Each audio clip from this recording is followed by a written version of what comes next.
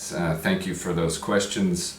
My parents showed me through their lives the importance of understanding what we can through observation, through science, through study, but also to be humble and to respect the beauty of life, which is something really mysterious and beyond human scientific definition. My father is a physician, my mother a neurosurgical nurse. There are questions that science can't answer, and even the most advanced scientists will be quick to admit that. I was about 12 years old and I was introduced to a kind of meditation in exploring consciousness. It was an impulse to explore further. I could find more about this topic in the libraries. In those olden days we had libraries with books and card catalogs. Didn't have the internet then, for you younger listeners. I actually went to the library at the local university and pulled out the card drawer with lots of index cards in it, and I would look under the category of meditation, and there I found many interesting books. For example, Lao-Tzu, the philosopher and author, wrote a book called the Tao Te Ching, and I thought that was exotic looking. I didn't know anything about it, but I thought, oh, Lao-Tzu, yeah, I'm gonna try. Oh, it's from China, cool, exotic. So I went and found the book and I read it, and it's really beautiful. To check out the Tao Te Ching by Lao-Tzu.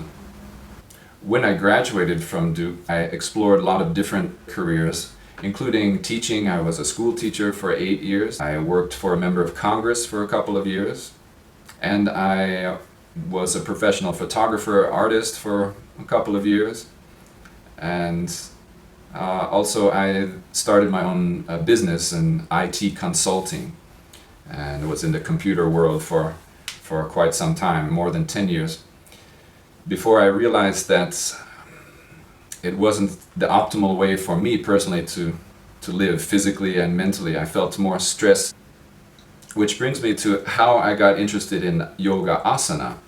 As you know, I was introduced to meditation quite early, around age 12 or so.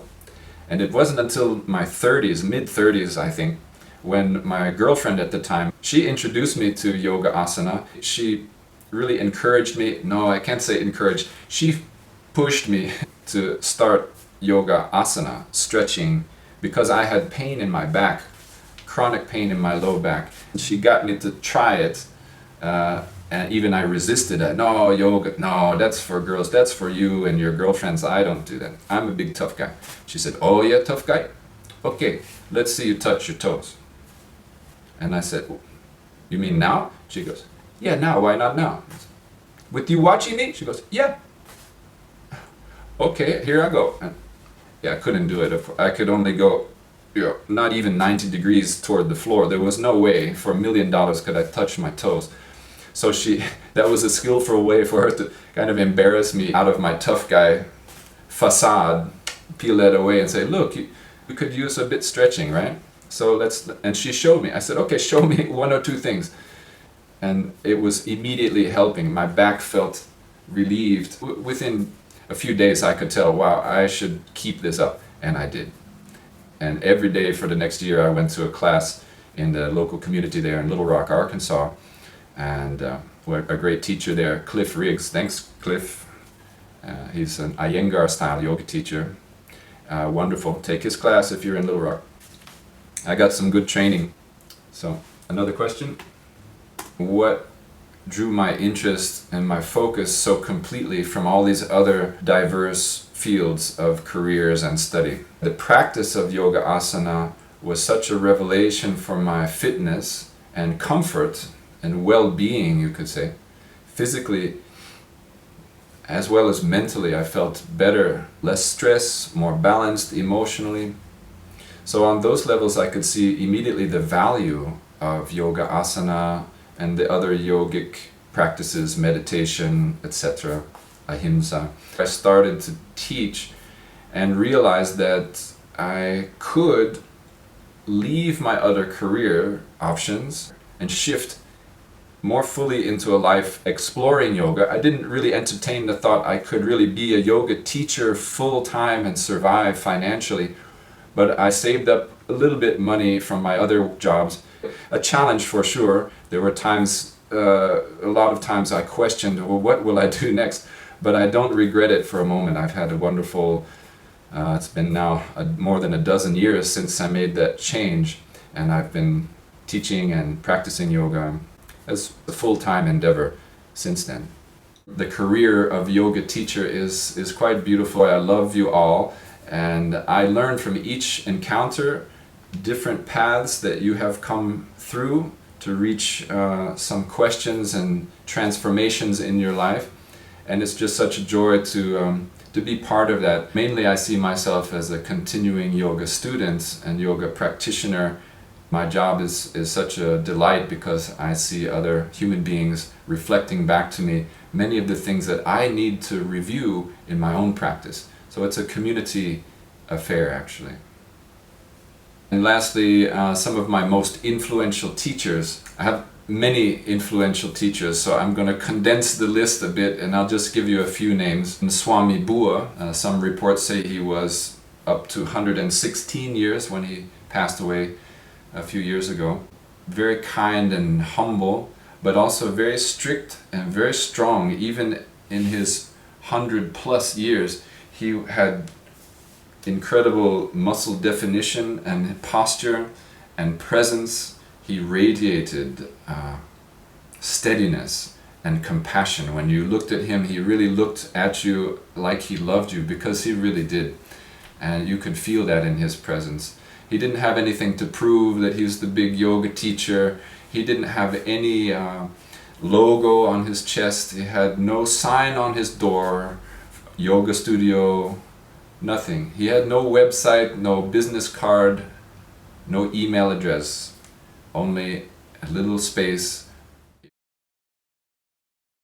A real master of humility and bhakti, of love. He was so devoted in his own faith. He was a Hindu, but he didn't require his students to be Hindu. A quick story: when I first met him, I offered him an orange and an avocado as a gift, and I presented them to him like that, and he said, "Here, don't give it to me, give it to God." As I never heard that before. He won't even accept a gift to him because he would prefer that you offer it to God. Also, he is so hilarious. He is so funny. And this theme of good humor is through a thread that goes through all of the teachers that I personally resonate with. I'll tell you some other names. David Life and Sharon Gannon from the Jivamukti Yoga School, the founders, co-founders of Jivamukti Yoga in New York also. It's now a global phenomenon. There are Jivamukti Yoga centers around the world, but David and Sharon are also such wonderful personalities, and they have great humor and tremendous wisdom. They really work hard. They're so dedicated to the craft of teaching that they're constantly upgrading their knowledge. You are perfect as you are. You have nothing to prove to me or anybody else. And whatever stresses you feel in your personal life, like in your job, expectations that come from your job, from your family, your spouse, lover, friends, children, parents, all of those expectations that you feel, I'm not good enough, where did I go wrong? Or conversely, what about the other person? Why are they so bad? They're wrong. Sometimes we reflect this idea back at other people. Everybody has these stresses and fears. It's perfectly normal human effect of life. And for at least during the class, you will feel a sense of wholeness, that you're complete as you are, and you're made beautifully. Look at you, you're breathing, you're a miracle. You're the product of the whole universe. The whole history of time has produced you right now. There you are.